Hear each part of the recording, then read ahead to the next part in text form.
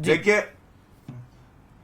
Bharatiya Janata party वो party नहीं है जैसे आम आदमी पार्टी है। अरविंद केजरीवाल ने कहा था शरद पवार लालू प्रसाद यादव भ्रष्टाचारी है, बैठ गए उनके साथ उनकी गोदी में जाके। हम तो कह रहे सिद्धांत पे समझौता नहीं होगा।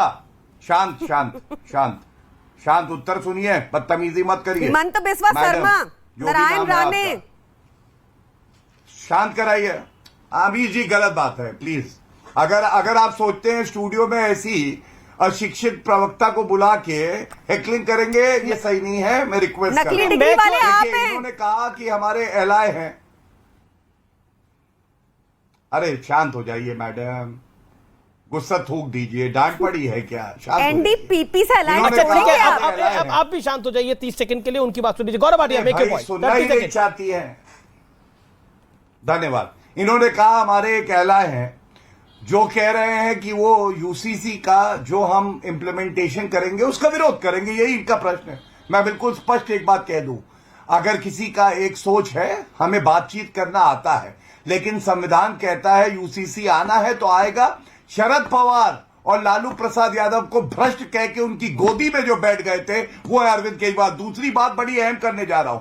आपको पता है योगी आदित्यनाथ जी ने उत्तर प्रदेश में, पुष्कर सिंह धामी जी ने उत्तराखंड में, गुजरात में, असम में, हम लोगों ने एक कमेटी बनाई कि जो है वहां यूसीसी लागू हो। अरविंद केजरीवाल में हिम्मत है, समर्थन कर रहे, बनाए कमेटी और कर दे लागू, क्योंकि कॉन्करेंट लिस्ट में आता है। आप देखिए, शेड्यूल 7 है संविधान का, उसकी कॉन्करेंट लिस्ट में आता है। दम है, लागू करे। बातें करेंगे, दिखाएंगे दांत और खाएंगे और। अरे मुंह में दांत नहीं, अखरोट दबाओगे टूट जाएगा जबड़ा, समझ लो। ठीक है, जवाब प्रियंका का cut 40 second. I don't know, maybe the legal fraternity has to rethink about designating whatever.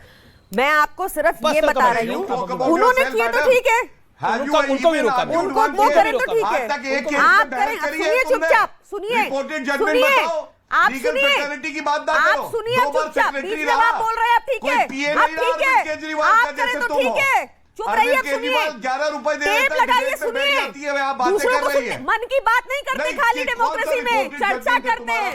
सीखेंगे अब, आप सुनेंगे। अब क्या हुआ, ये बोलते रहेंगे बीच में, आप कुछ नहीं कहेंगे इनको। गौरव कुछ नहीं कहेंगे अब, बताओ, बोलिए इनको। चुप रहे, वॉल्यूम बंद कीजिए इनका, ऑडियो डाउन कीजिए, ऑडियो डाउन कीजिए इनका। आप बकवास बंद करें, चुप रहिए, सुनिए, अपने इनका ऑडियो डाउन कीजिए। अरे 11 रुपए के दहाड़ी प्रवक्ता यहाँ पे आके ज्ञान देंगे लीगल फ्रेटर्निटी क्या कहते हैं। 2 बार सेक्रेटरी का हो गया, ठीक है, हो गया। आप मुझे अफोर्ड नहीं कर सकते, चवन्नी की औकात है आपकी। अब सुनिए चुपचाप, दोनों तरफ से ये चवन्नी की औकात वाले इंसान का ऑडियो नीचे कीजिए। अनिल जी कौन है ये? चुप रहिए, आप कौन है? चुप रहिए, सुनिए क्या कह रहे हैं, आपको सुनिए, आप बीच में बोलते रहेंगे क्या? 11 रुपए की दिहाड़ी लेके औकात वाले हैं आप। आप भी सम्मानित प्रवक्ता है, वो भी सम्मानित प्रवक्ता है, वरिष्ठ वकील है सुप्रीम कोर्ट के। तो क्या हुआ, वरिष्ठ है तो ऐसे बात, ये वरिष्ठों की लैंग्वेज है। मैं सुप्रीम कोर्ट की बार एसोसिएशन से लाइव टीवी पे बोल रही हूँ, उनको सस्पेंड कीजिए, इनका गाउन वापस लीजिए। ये इनकी लैंग्वेज सुनिए, इनकी लैंग्वेज सुनिए। नहीं, एक के साथ इनका गाउन वापस लेना चाहिए, ये है ही नहीं इस लायक। एक के साथ क्यों नहीं किया है? सुनिए, चपरासी से बदतर हो, चपरासी से बदतर हो। Arvind Kejriwal supreme court bar association है रिक्वेस्टिंग एक सेकंड,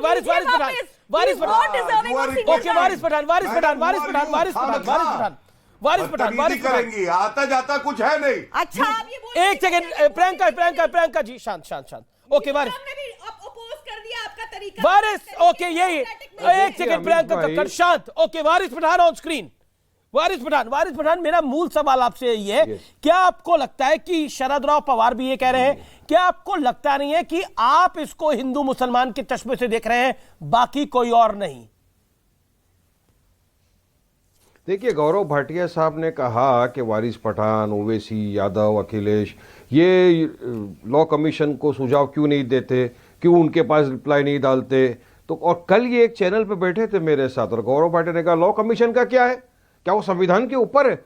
अरे लॉ कमीशन ने ही तो कहा था 2018 में कि यूसीसी लाने की जरूरत नहीं है। इसका मतलब ये चिट भी मेरी, पट भी मेरी। यानी अगर लॉ कमीशन ने अभी भी अगर ये कह दिया कि यूसीसी लाने की जरूरत नहीं है तो भाजपा तो अपनी मन मर्जी करने वाली है। कल आपने कहा था झूठ नहीं बोलना। आपने कहा था लॉ कमीशन की क्या वैल्यू है, मैं आज तो फिर भी क्यों बता सुझाव रहा दे? हूं अब मुस्लिम पर्सनल लॉ बोर्ड ने टाइम मांगा है ना 6 महीने वारिस का। पठान, एक सरल सवाल का जवाब दीजिए, एक सरल सवाल का जवाब दीजिए, इसमें मुसलमान टारगेट क्यों कैसे हो रहे हैं और क्यों हो रहे हैं? एक सरल सवाल का जवाब दीजिए, मुसलमान टारगेट और क्यों हो रहे हैं जो असद ओवैसी ने बोला?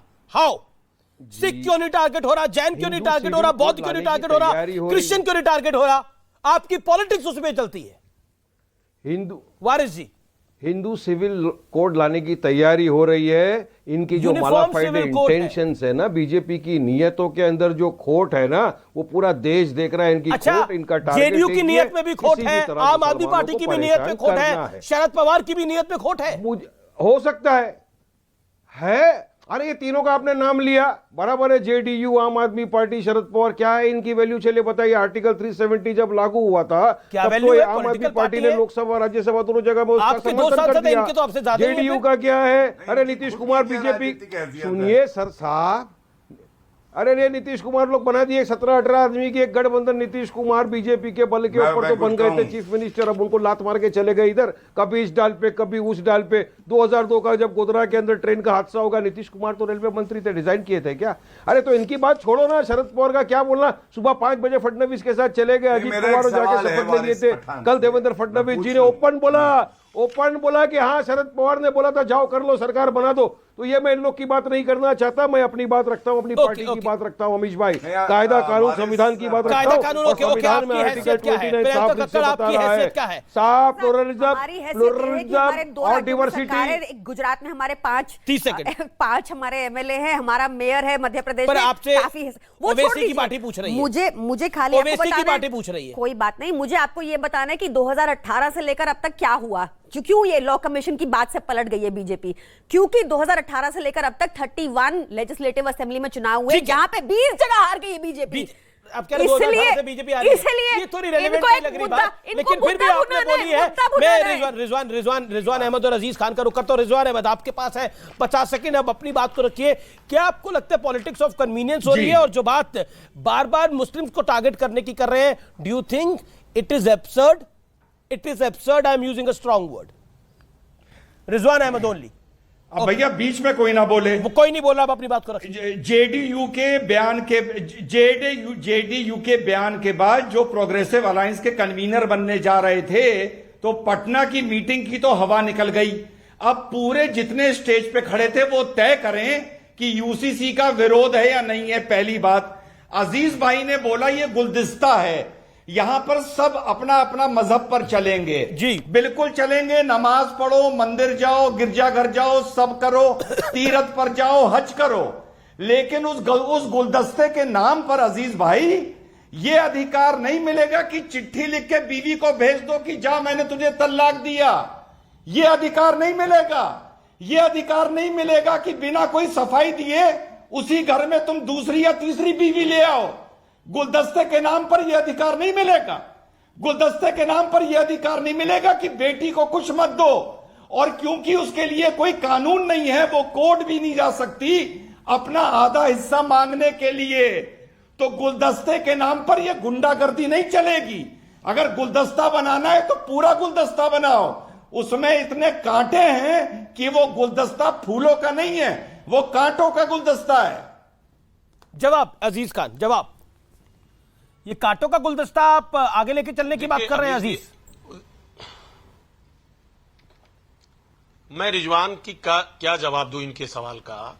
ये तो हिंदू मुसलमान के अलावा इनके पास कुछ है नहीं। मैं इनसे 2-3 सवाल मेरा है, ये कोई 10 नाम मुसलमानों का बता दे। हंसिए नहीं, ये अमीर जी इन्हीं से बात करिए आप। ये क्या है, आदमी गलत आदमी बैठा है, आप कंप्लीट करने दीजिए। दे दो, आप हंस रहे बेहोश की तरह। दे दो, सुनिए मेरी बात। जाओ तुम्हें तलाक दिया, आप अजीब आदमी हैं। चिट्ठी भेज दो। आप इन्हीं से बात करिए। तलाक दिया, एक तरीका नहीं होता है कि आप हम बोल रहे हैं, ये क्यों बोल रहे ये है हैं? तुम्हारा गुलदस्ता। नो, अजीज खान, ये गुलदस्ता है तुम्हारा। एक सेकंड, रिजवान आपकी टर्न में वो नहीं बोले, आप तरीका नहीं है, ये तरीका नहीं। Let him, he has a right to reply, he has a right to reply. Okay Aziz Khan, 40 second reply.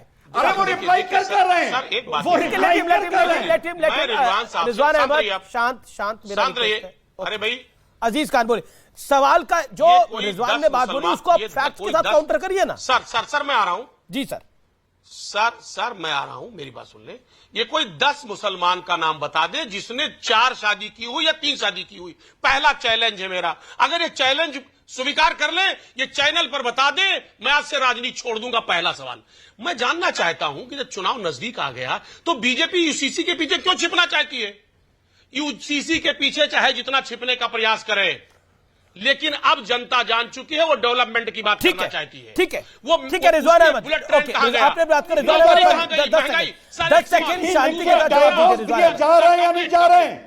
Sir, no case supreme court में चल रहे हैं, नो केस सुप्रीम कोर्ट में चल रहे हैं, कंप्लीट करने दीजिए। नहीं, आपने नो केस सुप्रीम कोर्ट में चल रहे हैं, चिल्लाइए नहीं, चिट्ठी लिख के चिल्लाइए डायवोर्स नहीं। दे रहे हो, नो केस सुप्रीम कोर्ट में चिल्लाइए चल रहे नहीं। हैं।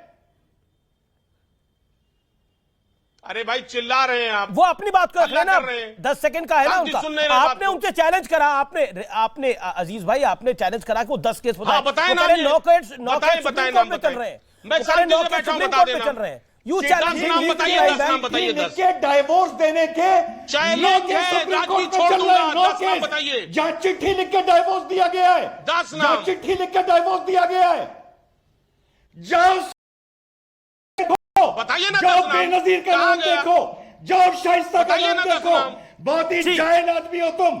जाओ बेनजीर हिना का नाम देखो जी, जाओ लेकिन बेनजीर अब हिना एक का बहुत नाम देखो। महत्वपूर्ण, सुप्रीम- बहुत ज्यादा महत्वपूर्ण खबर, और वो खबर ये है, अब मैं आपको हिंदुओं के सहिष्णुता का परिचय देने जा रहा हूं। बीते दिनों में रिलीज हुई फिल्म आदि पुरुष के कुछ डायलॉग्स और ट्रीटमेंट से देश में नाराजगी है, वो बेहुदे हैं ऐसा कहा जा रहा है। इसके तहत इलाहाबाद हाई कोर्ट में इस फिल्म को बैन करने के लिए याचिकाएं दायर कर दी गई। सुनवाई करते हुए कोर्ट ने जो कहा, आज आपको उसे जरूर सुनना चाहिए और समझना चाहिए, इसलिए रिकॉर्ड का बटन ऑन करिए। हाई कोर्ट ने क्या कहा आपको मैं बताता हूं। आप नई पीढ़ी को क्या सिखाना चाहते हैं? कोर्ट ने कहा कि आप लोग धार्मिक ग्रंथों को बख्श दीजिए, किसी भी धर्म के बारे में गलत तरह से मत दिखाइए। कोर्ट ने जो सबसे बड़ी और महत्वपूर्ण टिप्पणी करी वो बहुत जरूरी है। अगर कुरान पर डॉक्यूमेंट्री बनाते तो फिर देखते क्या होता। यानी अब तो ऑनरेबल हाई कोर्ट भी कह रहा है कि हिंदुओं ने शांति से काम लिया, यानी लोगों की भावनाएं आहत जरूर हुई, लेकिन विरोध का रास्ता अदालत के जरिए ही तलाशा गया। सड़क पर ना कोई हंगामा हुआ, ना ही हिंसा का तांडव हुआ, ना ही गर्दन कटने के नारे लगे।